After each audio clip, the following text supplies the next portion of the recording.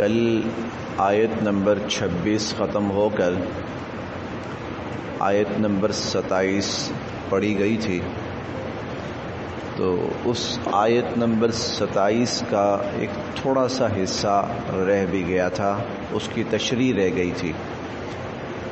تو میں آیت نمبر 27 ایک دفعہ پھر اب پڑھ بھی دیتا ہوں، اور اس کا جو حصہ رہ گیا تھا تو تھوڑی سی اس کی تشریح ہے وہ بھی کر دیتا ہوں، اور پھر اس کے بعد آگے جو سبق ہے وہ پھر پڑھتے ہیں۔ اعوذ باللہ من الشیطان الرجیم، بسم اللہ الرحمن الرحیم۔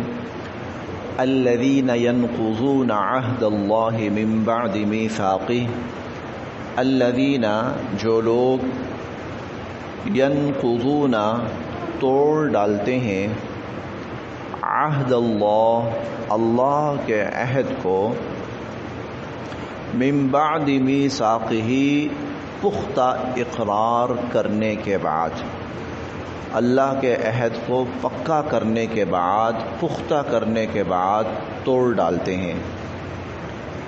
وَيَقْطَعُونَ اور کاٹ ڈالتے ہیں، ما امر اللہ بہ جس کے بارے میں اللہ تعالیٰ نے حکم فرمایا ہے، ان یوصل کہ ان کو جوڑا جائے۔ وَيَقْطَعُونَ مَا أَمَرَ اللَّهُ بِهِ أَن يُوصَلَ اور اللہ تعالیٰ نے جن رشتوں کو جوڑنے کا حکم دیا ہے ان کو توڑ ڈالتے ہیں، ان کو کاٹ ڈالتے ہیں۔ وَيُفْسِدُونَ فِي الْأَرْضِ اور زمین میں فساد برپا کرتے ہیں۔ اولئک وہی لوگ، ہم الخاسرون خسارہ پانے والے ہیں، نقصان اٹھانے والے ہیں۔ فاسقین کی 3 نشانیاں بیان کی گئی تھیں اس آیت میں۔ پہلی نشانی یہ تھی کہ اللہ تعالیٰ کے پختہ عہد اور اقرار کو توڑ ڈالتے ہیں، اور دوسری نشانی ان کی یہ بیان کی گئی تھی کہ وہ اللہ تعالیٰ کے ملائے ہوئے رشتوں کو توڑ ڈالتے ہیں، کاٹ ڈالتے ہیں، یعنی صلہ رحمی کے بجائے قطع رحمی کرتے ہیں۔ اور تیسری نشانی ان کی یہ بیان ہوئی، وَيُفْسِدُونَ فِي الْأَرْضِ کہ وہ زمین میں فساد برپا کرتے ہیں۔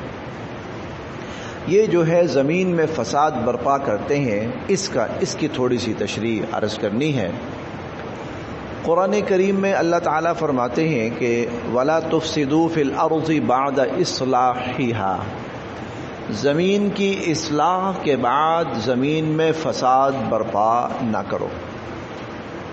گویا 2 اصطلاحات استعمال کی اللہ تعالیٰ نے، ایک اصطلاح ہے اصلاح اور ایک اصطلاح ہے فساد۔ اب اصلاح کیا ہے اور فساد کیا ہے؟ اللہ تعالیٰ چاہتے ہیں کہ زمین پر اللہ تعالیٰ کے احکامات نافذ ہوں۔ اللہ تعالیٰ چاہتے ہیں کہ زمین پر اللہ تعالیٰ کا نظام اور اللہ تعالیٰ کے احکامات نافذ ہوں، یہ اللہ تعالیٰ چاہتے ہیں۔ مثال کے طور پر زمین پر توحید قائم ہو، مثال کے طور پر زمین پہ سچائی کا نظام قائم ہو، مثال کے طور پر زمین پر عدل و انصاف کا نظام قائم ہو، مثال کے طور پر زمین اللہ کی عبادت سے آباد ہو۔ یہ اصلاح ہے زمین کی۔ اللہ تعالیٰ چاہتے ہیں کہ زمین پر اللہ تعالیٰ کے یہ احکام اس طرح نافذ ہو۔ انسان کو اللہ تعالیٰ نے، کل انشاءاللہ ہم پڑھیں گے اگلے سبق میں، انسان کو اللہ تعالیٰ نے اپنا خلیفہ قرار دیا ہے۔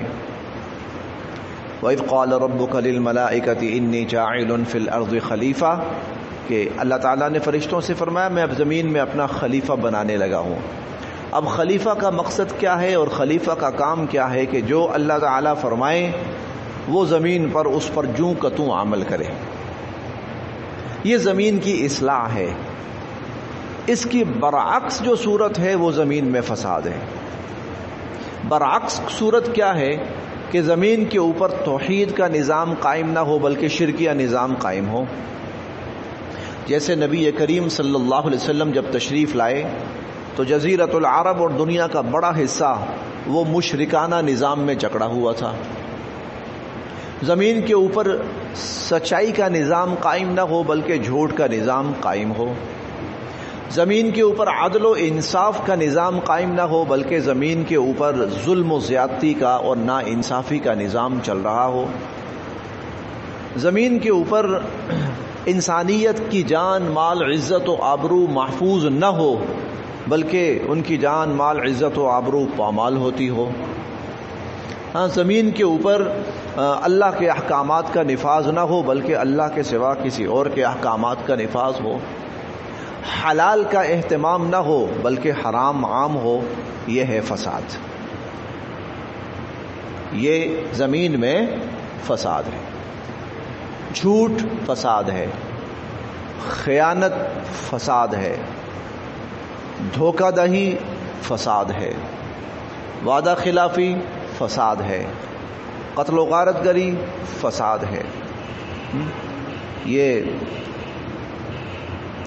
ہم پڑھیں گے، جو کل سبق پڑھیں گے نا، تو اس میں فرشتوں نے اللہ تعالیٰ سے کہا تھا کہ زمین میں ایسی مخلوق پیدا کرنا چاہتے ہیں جو زمین میں فساد کرے گی. وہ یہی ہے. تو منافقین اور فاسقین کی اللہ تعالیٰ نے تیسری نشانی یہ بیان کی کہ وہ زمین کے اندر فساد برپا کرتے ہیں. وہ سچ کا نظام رائج نہیں کرنا چاہتے، وہ جھوٹ کا نظام قائم کرتے ہیں. وہ حلال کو عام نہیں کرتے، حلال کو نافذ نہیں کرتے بلکہ حرام کو عام کرتے ہیں، حرام کو مسلط کرتے ہیں. وہ لوگوں کی جان و مال عزت و آبرو کی حفاظت نہیں کرتے بلکہ ان کو پامال کرتے ہیں. لوگوں کی جانیں خطرے میں ڈالتے ہیں، ان کے مال کی حفاظت جو ہے وہ پامال ہوتی ہے، ان کی عزت و آبرو پامال ہوتی ہے. تو یہ ہے زمین کے اندر فساد. تو اللہ کی زمین پر اللہ کا نظام نافذ ہو، یہ زمین کی اصلاح ہے. اور اللہ کی زمین پر اللہ کے سوا کسی اور کا نظام رائج ہو، یہ فساد ہے. وَيُفْسِدُونَ فِي الْأَرْضِ. تو فاسقین کی تیسری نشانی یہ ہے کہ وہ زمین میں فساد برپا کرتے ہیں. نتیجہ یہ ہے اولئک هم الخاسرون کہ وہ دنیا اور آخرت کے نقصان اور خسارے سے دوچار ہوتے ہیں. یہ کل کا سبق تھا. اب ہم آگے آج کا سبق پڑھ لیتے ہیں. اعوذ باللہ من الشیطان الرجیم.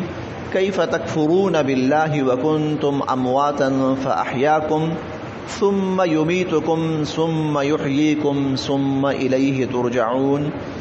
هو الذي خلق لكم ما في الأرض جميعا ثم استوى إلى السماء فسواهن 7 سماوات وهو بكل شيء عليم. کیف کیسے، کیف کیسے، تکفرون تم کفر کرو گے. کیف تکفرون بھلا تم کیسے کفر کرو گے اور تم کیسے کفر کر سکتے ہو. باللہ اللہ تعالی کے ساتھ. کیف تکفرون باللہ بھلا تم اللہ تعالی کے ساتھ کیسے کفر کر سکتے ہو.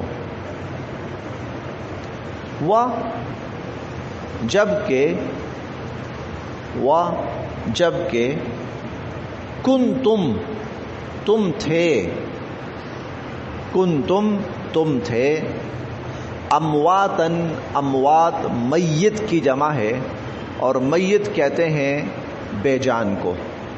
وکنتم امواتن تم بے جان تھے، حالانکہ تم بے جان تھے. فاحیاکم یہ 3 لفظ ہیں. احیاکم بس احیا زندہ کیا اس نے، کم تمہیں، فاحیاکم بس اس نے تمہیں زندہ کیا. کیف تکفرون باللہ تم کیسے کفر کر سکتے ہو اللہ تعالی کے ساتھ. وکنتم امواتن حالانکہ جبکہ تم تو بے جان تھے. فاحیاکم بس اس نے تمہیں زندہ کیا. ثم پھر یمیتکم یمیتو وہ موت دے گا، یمیتو وہ مارے گا، وہ موت دے گا، کم تمہیں، ثم یمیتکم پھر وہ تمہیں موت دے گا، ثم پھر یحیی وہ زندہ کرے گا، کم تمہیں، ثم یحییکم پھر وہ تمہیں زندہ کرے گا۔ یہ 4 سٹیجز ہوتی ہیں نا۔ پہلی سٹیج یہ تھی روح تھی، بس وجود نہیں تھا، تو اللہ تعالیٰ نے اس روح کو پہلی شکل کو دوسری شکل دی کہ زندگی بخشی، وجود دیا۔ اب اس کے بعد تیسری سٹیج آئے گی کہ اللہ پاک اس وجود کو ختم فرما دیں گے اور انسان مر جائے گا اور قبر میں چلا جائے گا۔ پھر چوتھی سٹیج آئے گی کہ اللہ تعالیٰ اس کو دوبارہ زندہ کرے گا۔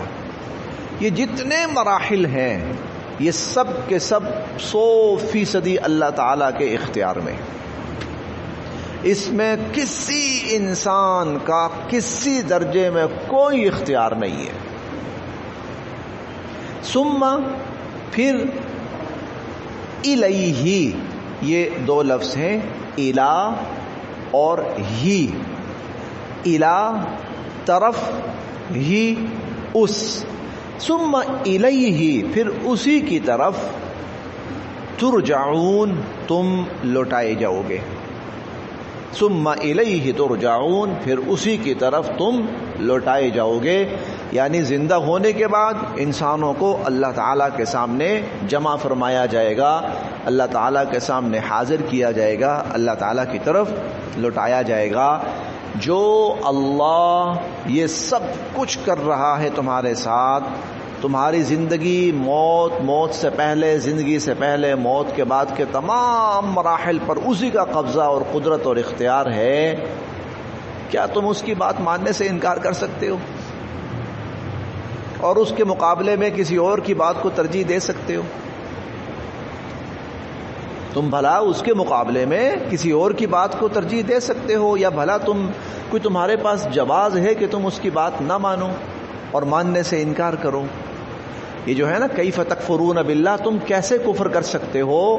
تو اللہ تعالیٰ کیا نہ یہ چاہتے ہیں کوئی تمہارے پاس وجہ ہے، کوئی جواز ہے بھلا؟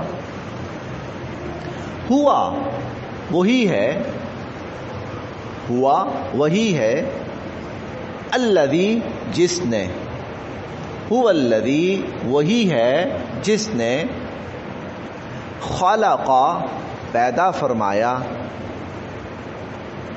لکم تمہارے لیے، خلق پیدا فرمایا، لکم تمہارے لیے، ما جو کچھ، ما جو کچھ، فی الارضی فی میں، الارضی زمین، ما فی الارضی جو کچھ زمین میں ہے، جمیعا سب کا سب، سارے کا سارا، هو الذی خلق لکم ما فی الارض جمیعا، وہ اللہ ہی کی ذات ہے جس نے جو کچھ زمین میں ہے سب کا سب تمہارے لیے پیدا کیا، جو کچھ زمین میں ہے سب کا سب تمہارے لیے پیدا کیا۔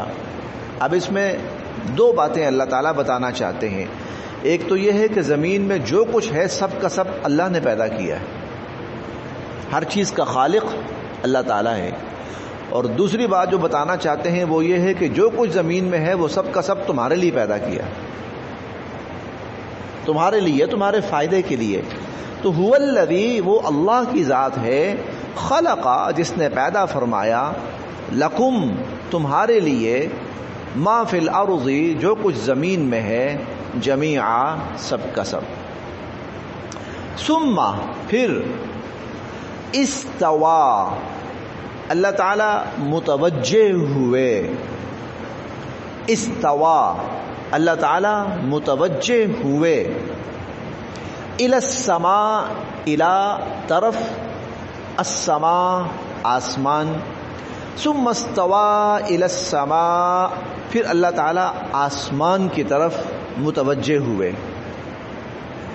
فسواہن، سوا تسویہ، برابر کر دینا، کسی چیز کو بالکل برابر کر دینا. فسواہن، اور ان کو پھر برابر کر دیا.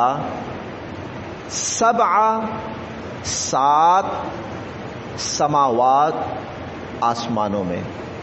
فسواہن 7 سماوات. ہم 24ویں پارے میں پڑھیں گے. ثم استوى الى السماء وهي دخان. اللہ تعالیٰ اوپر کی طرف جب متوجہ ہوئے تو وہ دخان تھا.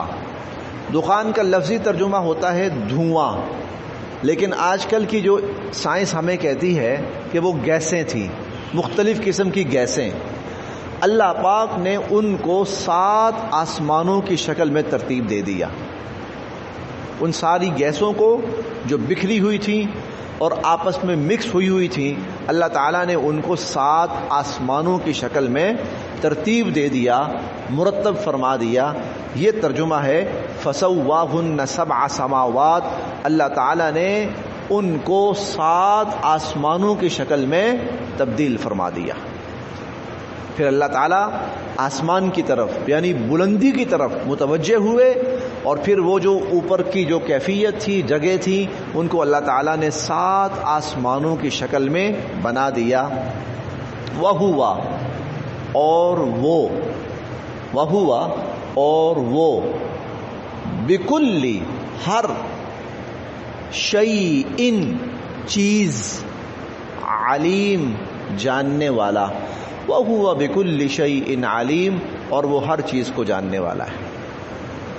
وَهُوَ بِكُلِّ شَيْءٍ علیم، اور وہ ہر چیز کو جاننے والا ہے. اللہ تعالیٰ کی ذات ہر چیز کو جاننے والی ہے.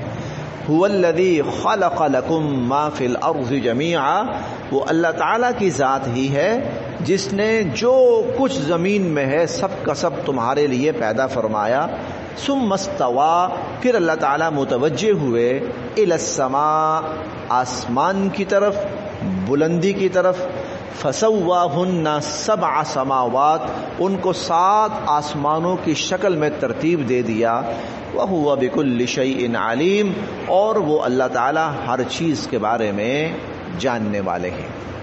یہ ہمارا آج کا سبق ہو گیا. بڑا آسان سا ترجمہ بھی ہے، مفہوم بالکل اس کا